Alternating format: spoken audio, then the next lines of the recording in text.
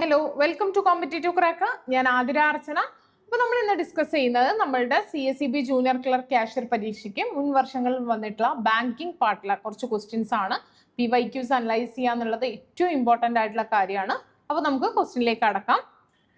First question എന്ന് പറയുന്നത് the bank customer relationship in case of safe custody of valuables. അതായത് safe custody of വാല്യൂബിൾസിന്റെ കേസിൽ bank customer relationship എങ്ങനെയാണ് എന്നാണ്. അപ്പോൾ ബാങ്ക് കസ്റ്റമർ റിലേഷൻഷിപ്പ് എന്ന് പറയുന്നത് നമുക്ക് ഇമ്പോർട്ടൻ്റ് ആയിട്ടുള്ള ഒരു കാര്യമാണ്, പഠിക്കാനുള്ള ഒരു ടോപ്പിക്കാണ്. അപ്പോൾ ബാങ്കിന്റെയും അതുപോലെ തന്നെ കസ്റ്റമറുടെ റിലേഷൻഷിപ്പ് എന്ന് പറയുന്നത് രണ്ട് തരമുണ്ട്. ജനറൽ റിലേഷൻഷിപ്പ് ഉണ്ട്, സ്പെഷ്യൽ റിലേഷൻഷിപ്പ് ഉണ്ട്. അപ്പൊ ഈ ജനറൽ റിലേഷൻഷിപ്പിൽ വരുന്നത് മെയിൻ ആയിട്ട് നമുക്കറിയാം debtor creditor relationship. Bank customer റിലേഷൻഷിപ്പിൽ വരുന്ന മെയിൻ ആയിട്ട് ഒന്നാണ് ഡെപ്റ്റർ ക്രെഡിറ്റർ റിലേഷൻഷിപ്പ് എന്ന് പറയുന്നത്. യൂഷ്വലി നമ്മൾ സ്ഥിരമായിട്ട് കാണുന്ന ഒരു ബാങ്ക് കസ്റ്റമർ റിലേഷൻഷിപ്പ് ആണ് ഡെപ്റ്റർ ക്രെഡിറ്റർ റിലേഷൻഷിപ്പ്. ഈ ഡെപ്റ്റർ ക്രെഡിറ്റർ റിലേഷൻഷിപ്പ് എപ്പോഴാണ് വരിക? ഡെപ്റ്റർ ക്രെഡിറ്റർ റിലേഷൻഷിപ്പ് എന്ന് പറയുന്നത് ബാങ്ക് ഡെപ്റ്റർ ആവുക എപ്പോഴാണ്? കസ്റ്റമർ എന്താണ് ക്യാഷ് ഡെപ്പോസിറ്റ് ചെയ്യാണ് ബാങ്കിൽ എന്നുണ്ടെങ്കിൽ ആ കേസിൽ ബാങ്ക് എന്ന് പറയുന്നത് ഡെപ്റ്ററും കസ്റ്റമർ എന്ന് പറയുന്നത് ആരാണ്? ക്രെഡിറ്ററും ആണ്. അപ്പോൾ ബാങ്ക് കസ്റ്റമർ റിലേഷൻഷിപ്പ് നോർമലി എന്താണ്?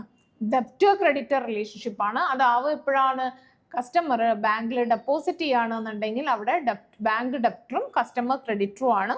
ഇനി നേരെ തിരിച്ചെന്താണ്? ബാങ്ക് ക്രെഡിറ്ററും കസ്റ്റമർ എന്താണ്? ഡെപ്റ്ററും ആവുക എപ്പോഴാണ്? ബാങ്കിൽ നിന്ന് കസ്റ്റമർ ലോൺ എടുക്കുകയാണെങ്കിൽ ആ കേസിൽ എന്താണ്? ബാങ്ക് ക്രെഡിറ്ററും കസ്റ്റമർ ഡെപ്റ്ററും ആവും. പിന്നെ ബാങ്കിനെ സംബന്ധിച്ചിടത്തോളം നമുക്കറിയാം ബാങ്ക് എന്ന് പറയുന്നത് നമുക്ക് ഒരു ഫൈനാൻഷ്യൽ ഇൻസ്റ്റിറ്റ്യൂഷൻ ആണ് ബാങ്ക് എന്ന് പറയുന്നത്. ബാങ്കിന്റെ കേസിൽ പല തരത്തിൽ നമുക്ക് എന്താണ്? ബാങ്ക് ഒരു പ്രിവിലേജ്ഡ് ഡെപ്റ്റർ ആണെന്നാണ് പറയുന്നത്. ബാങ്കിന്റെ കേസിൽ ബാങ്ക് എന്ന് പറയുന്നത് ഒരു പ്രിവിലേജ്ഡ് ഡെപ്റ്റർ ആണെന്നാണ് പറയുന്നത്. കസ്റ്റമർ അവരുടെ എന്താണ് റീപേയ്മെന്റ് ആവശ്യപ്പെടുന്ന സമയത്ത് ബാങ്ക് അത് കൊടുക്കാൻ പ്രോപ്പറായിട്ട് പേ ചെയ്യാൻ എന്താണ് റീപേയ്മെന്റ് ചെയ്യാൻ വേണ്ടിയിട്ട് ബാങ്ക് ലയബിൾ ആണ്. അതുകൊണ്ടാണ് ബാങ്ക് എന്ന് പറയുന്നത് ഒരു പ്രിവിലേജ്ഡ് ഡെപ്റ്റർ ആണ് പറയാൻ കാരണം. പിന്നെ പറയുന്ന അപ്പോൾ ഡെപ്റ്റർ ക്രെഡിറ്റർ റിലേഷൻഷിപ്പ് പറഞ്ഞു, ക്രെഡിറ്റർ ഡെപ്റ്റർ റിലേഷൻഷിപ്പ് പറഞ്ഞു. പിന്നെയുള്ള റിലേഷൻഷിപ്പാണ് agent principal relationship. Agent principal relationship. ഈ ഏജന്റ് പ്രിൻസിപ്പൽ റിലേഷൻഷിപ്പിൽ bank act as an agent of customer. Bank എന്താണ്? തൻ്റെ കസ്റ്റമറിന്റെ ഒരു ഏജന്റ് ആയിട്ട് പ്രവർത്തിക്കുകയാണ്. ഈ ഒരു ഏജന്റ് പ്രിൻസിപ്പൽ റിലേഷൻഷിപ്പ് മെയിൻ ആയിട്ട് വരിക ചെക്ക് കളക്ഷന് പോകുമ്പോൾ, ഡ്രാഫ്റ്റ്, ബില്ല് ഇതൊക്കെ കളക്ഷന് പോകുന്ന സമയത്ത്, അതുപോലെ തന്നെ കസ്റ്റമർക്ക് വേണ്ടി ഇൻട്രസ്റ്റും ഡിവിഡൻഡും ഒക്കെ കളക്ട് ചെയ്യുന്ന സമയത്ത്, ഇൻഷുറൻസ് പ്രീമിയം സബ്സ്ക്രിപ്ഷനൊക്കെ പേ ചെയ്യുന്ന സമയത്ത്, സെക്യൂരിറ്റീസ് കസ്റ്റമർക്ക് വേണ്ടിയിട്ട് സെല്ല് ചെയ്യുന്ന ബൈ ചെയ്യുന്ന സമയത്തൊക്കെയാണ് ബാങ്ക് കസ്റ്റമറുടെ ഒരു ഏജന്റ് ആയിട്ട് പ്രവർത്തിക്കുന്നത്. പിന്നെ പറയണ നമുക്കറിയാം ബാങ്ക് കസ്റ്റമർ തമ്മിലുള്ള മറ്റൊരു റിലേഷൻ ആണ് ട്രസ്റ്റി ബെനിഫിഷ്യറി റിലേഷൻഷിപ്പ് എന്ന് പറയുന്നത്. ഇവിടെ എന്താണ്? ട്രസ്റ്റി ബാങ്കർ ആണ്, അതുപോലെ തന്നെ ബെനിഫിഷ്യറി എന്ന് പറയുന്നത് കസ്റ്റമർ ആണ്. ബാങ്ക് എന്താണ്? സെക്യൂരിറ്റീസ് ഒക്കെ സേഫ് കസ്റ്റഡി ആയിട്ട് അക്സെപ്റ്റ് ചെയ്യാണ്. കസ്റ്റമറുടെ സെക്യൂരിറ്റീസും അതുപോലെ തന്നെ വാല്യൂബിൾസും സേഫ് കസ്റ്റഡി ആയിട്ട് ബാങ്ക് വെക്കുകയാണെന്നുണ്ടെങ്കിൽ അവിടെ ബാങ്ക് എന്ന് പറയുന്നത് ട്രസ്റ്റി ആണ്, ബെനിഫിഷ്യറി ആണ്, കസ്റ്റമർ എന്ന് പറയുന്നത്. പിന്നെ ഇവിടെ കൊടുത്തിട്ടുള്ളത് ലെസ്സർ ലെസ്സി ആണ്. ലീസ് എഗ്രിമെന്റിന്റെ ബേസിലാണ് ലെസ്സർ ലെസ്സി വരുന്നത്. ബാങ്ക് എന്താണ്? ലെസ്സർ ആണ്, പിന്നെ അല്ലെങ്കിൽ ലൈസൻസർ ആണ്. കസ്റ്റമർ എന്ന് പറയുന്നത് ലെസ്സി ആണ്. ഇവിടെ വരുന്നത് എങ്ങനെയത്തെ കേസിലാണ്? ബാങ്ക് എന്ന് പറയുന്നത് നമുക്കറിയാം ലെസ്സർ ആവുന്നത് എപ്പോഴാണ്? കസ്റ്റമർക്ക് ബാങ്ക് സേഫ് ഡെപ്പോസിറ്റ് ലോക്കർ ഒക്കെ പ്രൊവൈഡ് ചെയ്യുന്ന സമയത്താണ് ഈ ഒരു ബാങ്കിന്റെ എന്താണ് ഒരു സർട്ടൻ ഏരിയ, ഒരു ചെറിയ പോർഷൻ ബാങ്ക് എന്ത് ചെയ്യാണ്? കസ്റ്റമറുടെ ഗോൾഡും അങ്ങനെയുള്ള വാല്യൂബിൾ ആയിട്ടുള്ള കാര്യങ്ങൾ വെക്കാൻ വേണ്ടിയിട്ട് ഒരു സേഫ് ലോക്കർ ബാങ്ക് പ്രൊവൈഡ് ചെയ്യാണ്. അതിന് കസ്റ്റമർ കൊടുക്കുന്ന റെന്റ് ആണ് ലീസ് റെന്റ് എന്ന് പറയുന്നത്. ആ റിലേഷൻഷിപ്പാണ് ലെസ്സർ ലെസ്സി റിലേഷൻഷിപ്പ് എന്ന് പറയുന്നത്. പിന്നെ പറയുന്നത് ബെയ്ലി ബെയ്ലർ റിലേഷൻഷിപ്പ് ഉണ്ട്. ബെയ്ലി ബെയ്ലർ റിലേഷൻഷിപ്പും അതുപോലെ ബാങ്ക് കസ്റ്റമർ റിലേഷൻഷിപ്പ് വരുന്ന മറ്റൊന്നാണ് പ്ലഡ്ജർ പ്ലഡ്ജി റിലേഷൻഷിപ്പ് ഒക്കെ.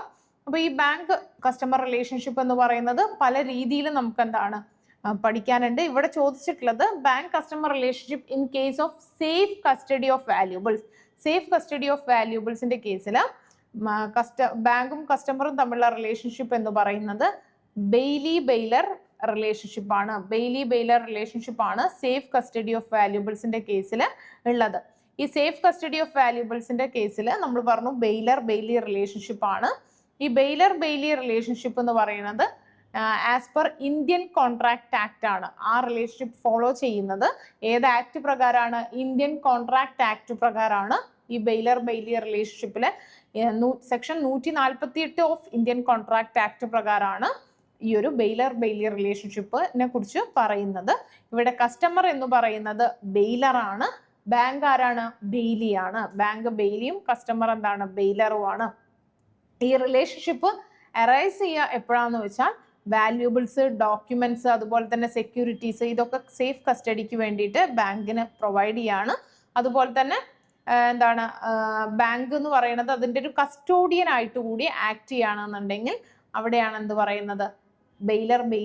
ബെയിലി ബെയിലർ റിലേഷൻഷിപ്പ് അറൈസ് ചെയ്യുന്നത്. അപ്പം the bank customer relationship in case of safe custody of valuables എന്ന് ചോദിച്ചാൽ ബെയിലി ബെയിലർ ആണ്.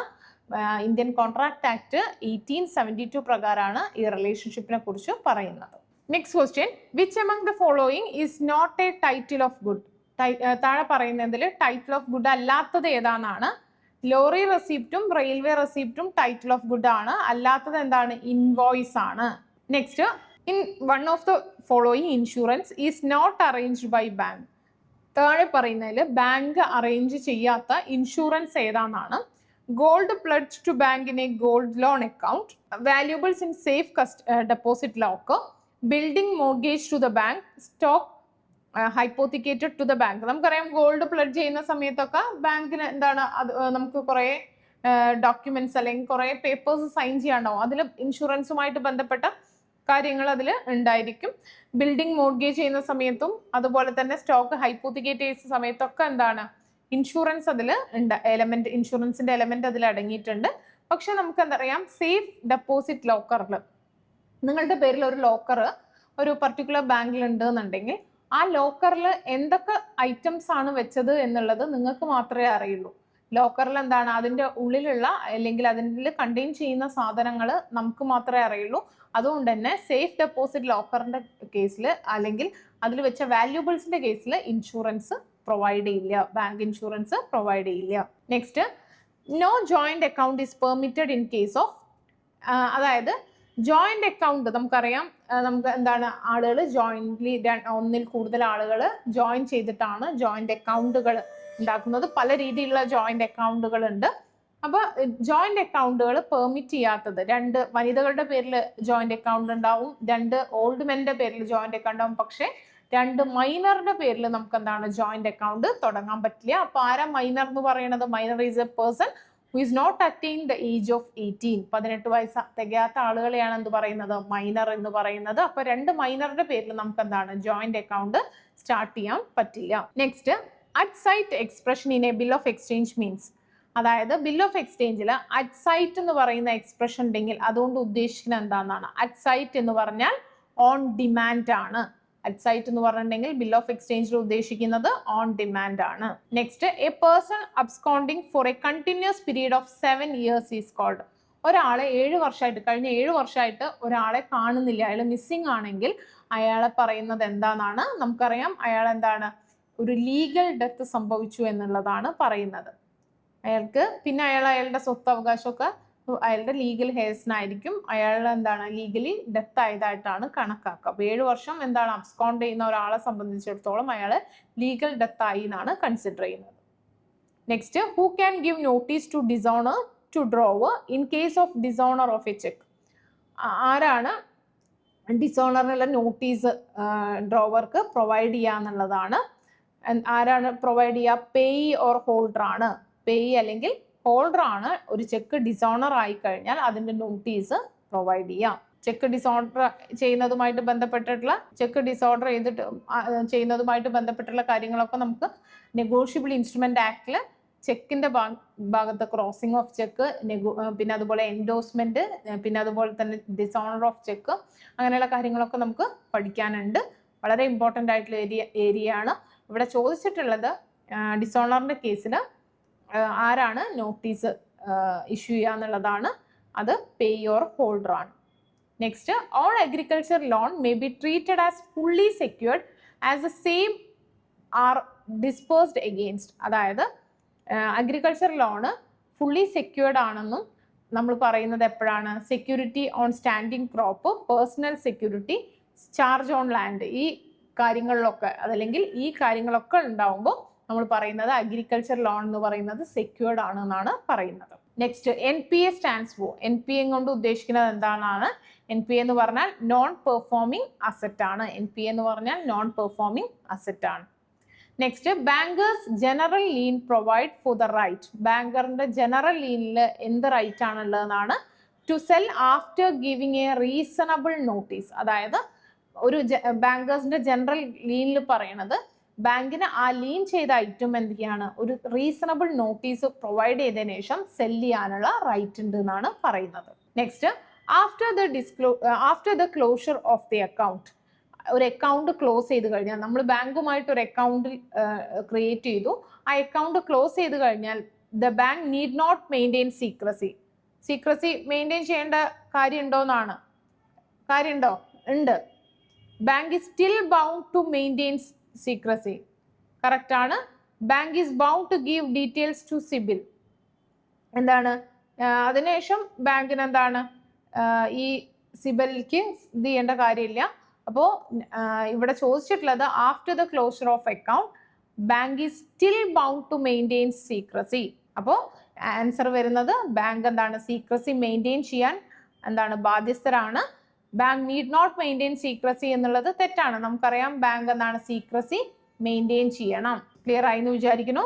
Next question, when bank allow overdraft in current account of the customer, the relationship between the bank and customer. നമ്മൾ പറഞ്ഞു ഡെപ്പോസിറ്റിന്റെ കേസിൽ bank customer relationship എന്ന് പറയുന്നത് bank ഡെപ്റ്ററും customer എന്താണ്? ക്രെഡിറ്ററും ആണ്. ഡെപ്പോസിറ്റിന്റെ കേസിൽ ബാങ്ക് കസ്റ്റമർ റിലേഷൻഷിപ്പ് എന്ന് പറയുന്നത് ബാങ്ക് ഡെപ്റ്ററും കസ്റ്റമർ ക്രെഡിറ്ററും ആണ്. അപ്പോൾ ലോണിന്റെ കേസിൽ എന്താണ്? ഓവർഡ്രാഫ്റ്റ് എന്ന് പറയുന്നതും നമുക്കറിയാം കറന്റ് അക്കൗണ്ട് ഹോൾഡേഴ്സിന് കിട്ടുന്ന ഒരു പ്രിവിലേജ് ആണ് ഓവർഡ്രാഫ്റ്റ് ഫെസിലിറ്റി എന്ന് പറയുന്നത്. അപ്പോൾ ഓവർഡ്രാഫ്റ്റിന്റെ കേസിൽ നേരെ തിരിച്ചായിരിക്കും. എന്താണ്? ക്രെഡിറ്റർ ഡെപ്റ്റർ റിലേഷൻഷിപ്പ് ആണ്. ബാങ്ക് ക്രെഡിറ്ററും കസ്റ്റമർ എന്താണ്? ഡെപ്റ്ററും ആണ്. Next, what is A prime objective of A self help group? ഒരു സെൽഫ് ഹെൽപ്പ് ഗ്രൂപ്പിന്റെ പ്രൈം ഒബ്ജക്റ്റീവ് എന്താണെന്നാണ്? സെൽഫ് ഹെൽപ്പ് ഗ്രൂപ്പ് നമുക്കറിയാം സ്വയം സന്നദ്ധ സംഘങ്ങളാണ് സെൽഫ് ഹെൽപ്പ് ഗ്രൂപ്പ് എന്ന് പറയുന്നത്. നമ്മുടെ കുടുംബശ്രീ പോലുള്ള സ്ഥാപനങ്ങളാണ് അല്ലെങ്കിൽ ആ ഒരു സിസ്റ്റമാണ് സെൽഫ് ഹെൽപ്പ് ഗ്രൂപ്പ് എന്ന് പറയുന്നത്. അവരുടെ മെയിൻ എയിം എന്ന് പറയുന്നത് സോഷ്യൽ ആൻഡ് എക്കണോമിക് എംപവർമെന്റ് ആണ്. വനിതകളുടെ സോഷ്യൽ ആൻഡ് എക്കണോമിക് എംപവർമെന്റ് ആണ് കുടുംബശ്രീയുടെയൊക്കെ ലക്ഷ്യം എന്നുണ്ടെങ്കിൽ, അതുപോലെയുള്ള സെൽഫ് ഹെൽപ്പ് ഗ്രൂപ്പുകളുടെ ലക്ഷ്യം എന്ന് പറയുന്നത് enhancing social and economic empowerment. Next, what is a common method used by cyber attackers to steal data from ATM card? അതായത് സൈബർ അറ്റാക്കേഴ്സ് ATM-ഉമായിട്ട് ഉപയോഗിക്കുന്ന ആ സൈബർ ക്രൈം ഏതാണെന്നാണ്? ATM കാർഡ് സ്കിമ്മിങ് ആണ്. ഇപ്പൊ നമ്മളുടെ CSEB ജൂനിയർ ക്ലർക്ക് ക്യാഷ്യർ പരീക്ഷ നമുക്ക് വന്ന നോട്ടിഫിക്കേഷൻ ഒന്ന് പരീക്ഷ അനൗൺസ് ചെയ്യാനുണ്ട്. പിന്നെ ഓൾറെഡി അനൗൺസ് ചെയ്ത ഒരു പരീക്ഷ മാറ്റിയിട്ടുണ്ട്. ആ പരീക്ഷയും നടക്കാനുണ്ട്. അപ്പോൾ 2 പരീക്ഷകളാണ് അറ്റ് പ്രസന്റ് നമ്മളുടെ മുന്നിലുള്ളത്. അധികം വൈകാതെ നമുക്ക് ഈ പരീക്ഷകൾ നടക്കുന്നു വിചാരിക്കാം. അപ്പോൾ പരീക്ഷ എപ്പോൾ നടക്കുന്നു എന്നുള്ളതല്ല, എങ്ങനെ നമ്മൾ പ്രിപ്പയർ ചെയ്യുന്നു എന്നുള്ളതാണ് കാര്യം എന്ന് പറയുന്നത്. അപ്പോൾ ഇത്രയും ടൈം നമുക്ക് മുൻപിൽ കിട്ടിയിട്ടുണ്ട്. ശരിക്കും നമുക്ക് എന്താണ് ജൂലൈ ഓഗസ്റ്റ് മാസങ്ങളിൽ നടക്കാനുള്ള പരീക്ഷയായിരുന്നു. പക്ഷെ നമുക്ക് എന്താണ് ഒരു 2 മാസമൊക്കെ നമുക്ക് അധികം കിട്ടും തന്നെയാണ് നമ്മൾ പ്രതീക്ഷിക്കുന്നത്. അപ്പോൾ ആ ഒരു ടൈം എങ്ങനെ എഫക്റ്റീവായിട്ട് യൂട്ടിലൈസ് ചെയ്യാം എന്നുള്ളതാണ് നമ്മുടെ കോമ്പറ്റേറ്റീവ് ക്രാക്കറിൽ നമ്മൾ 3 month and 6 month batch start ചെയ്തിട്ടുണ്ട്.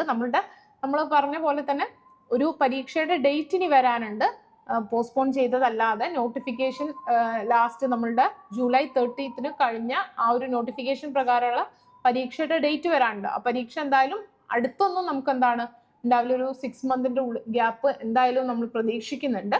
അപ്പൊ ആ പരീക്ഷയ്ക്കൊക്കെ തയ്യാറെടുക്കാൻ വേണ്ടിയിട്ട് 3 month ആൻഡ് 6 month ബാച്ച് നമ്മൾ സ്റ്റാർട്ട് ചെയ്തിട്ടുണ്ട്. ബാച്ചിന്റെ പ്രത്യേകത എന്ന് പറയുന്നത് ഫ്രീ മെന്റർഷിപ്പ് പ്രോഗ്രാമും അതുപോലെ തന്നെ live classes, previous year question paper analyse ചെയ്യുന്നത് സീരീസ് ഉണ്ടായിരിക്കും. അതുപോലെ തന്നെ നമ്മളുടെ എക്സാംസ്, ഇതൊക്കെ അടങ്ങിയിട്ടുള്ള നമ്മുടെ ബാച്ചിൽ ജോയിൻ ചെയ്യാൻ താല്പര്യമുള്ളവർ ബോട്ട് നമ്പർ ആയിട്ടുള്ള 8921440580 എന്ന് പറഞ്ഞ നമ്പറിൽ കോൺടാക്ട് ചെയ്യാം.